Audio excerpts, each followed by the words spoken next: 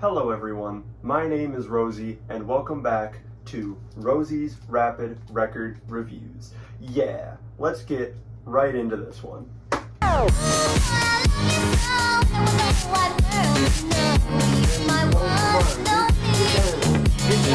Today, me and Steve are going to be reviewing Boards of Canada Geogaddi, which is probably one of the first albums I ever listened to, and I was like, wow, yeah, this is unsettling. You know, we draw the artworks on this channel poorly because I'm not an artist, and this time I thought I was doing something cool, and I don't know how cool it turned out, but we have this. It looks a lot more red than the last time I saw it, low-key. But there's that, and if you want to see what the actual art looks like, very different, you can look over my buddy Steve right here. There it is. They got a kaleidoscope effect going on throughout this image. There's like, you know, a bunch of, it looks like kids just like jumping around, playing in the forest or something. It really starts you off on an unsettling image for an unsettling album. And to start off talking about the album, I want to mention something that people who haven't heard of Boards of Canada may not know about them. But there are a lot of interlude tracks on Boards of Canada albums. I think some of them are better than some of the full songs, honestly. So I'm going to run through just a list of them here that I really like before we get into like the meatier, like longer tracks. Beware the Friendly Stranger is one that you have most likely heard, and it still stands today as a very unsettling song. It's kind of wild to me that they could make such an impact with only like 30 seconds of music. It doesn't help that when I was like 9 years old and I opened the internet and I saw Salad Fingers, this shit was playing in the background. But the tracks Dandelion, In the Annex, and The Smallest Weird Number are just, they're perfect for what they are. This type of music here, I feel, is what inspired a lot of the creepier, unsettling music we get in the background of horror movies from the 2010s, horror videos from the 2010s especially. And all of this brings me to the next song, Opening the Mouth. And this track is fucking crazy.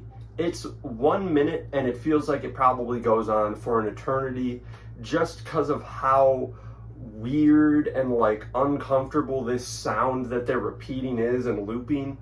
And this is not like a bad uncomfortable. This is like an uncomfortable in a way that it's scaring me, but like I get what they're going for. There will be a bad uncomfortable later on. I'm gonna get to it, but this is just what I want for music that scares me. But not everything on this album is scary, because the last interlude I'm going to bring up, Over the Horizon Radar, is just wonderful, man. Like, those synths are so warm and comforting.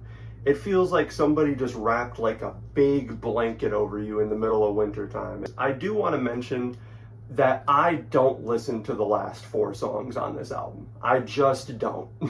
I've heard them all like 3 or 4 times at this point, and the main reason I don't go through these is because if you know this album, the last track, Magic Window, is 5.5 minutes of silence, which pretty epic, honestly. You know, like sometimes you just need to sit in silence.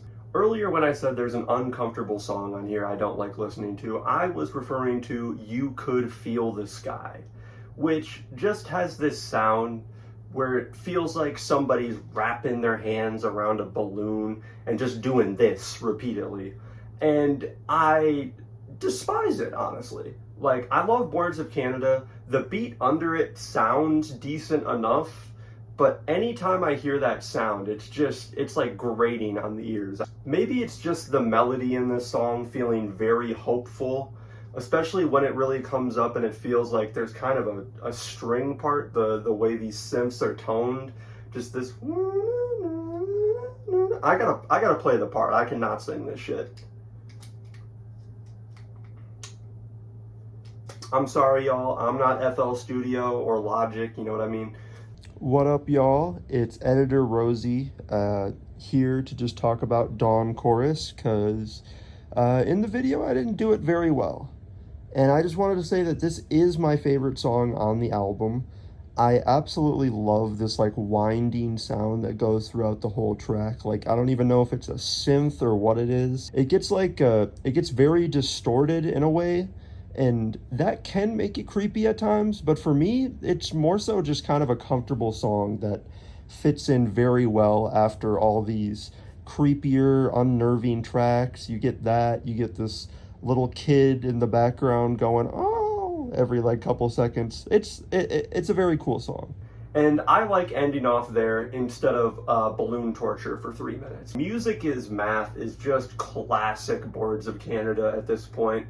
It's something you would have seen on the previous album or Twoism, and I love it. I especially love in the second half where it really just starts building up and kind of turns into just psychedelic, like panic.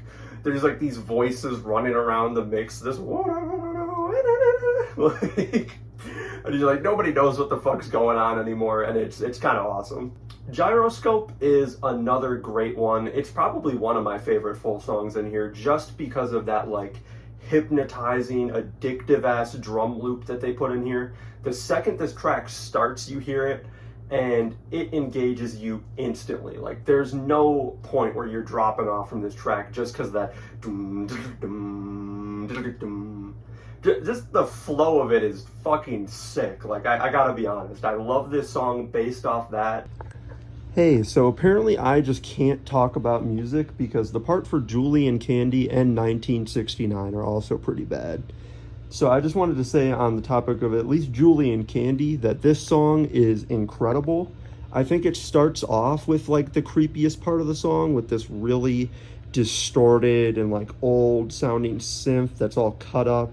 And it eventually goes into the track where the drums are in there and the melody's a lot nicer and cleaner. And between that, there's these like psychedelic and trippy vocal samples that just kind of are layered in the background. Just in general, I think the melody on this one's very good. And 1969 is even better because I feel like everything I just said about the last song could be applied to a stronger amount for this one. The vocal sample is way more intelligible. You can actually like sorta tell what it's saying. You know, she's a devoted Branch Davidian, you know, shout out her. The last one I'm going to talk about here is The Devil is in the Details. These vocals are horrifying. I don't know what this lady is saying throughout the whole song, but you can't hear her because there's these like scratchy drum sounds that, to me, honestly just sounds like a bunch of bugs crawling around a floor. So deal with that imagery. But I feel like that takes up most of the beat. And then you have this kid like crying in the background every now and then. And just in general, this song is one of the most unsettling I've heard. It's creepy, it's interesting, the drum grooves are solid, the synths are either weird or calming, and there's just something magical to it all. It's the type of music that leaves you wanting to listen again and again to realize those small details and just learn how the groove of the tracks go. And I think that's something that Boards of Canada does really well. But thank you for watching. I hope you enjoyed. I'm going to be playing my favorite bits of the songs at the end here.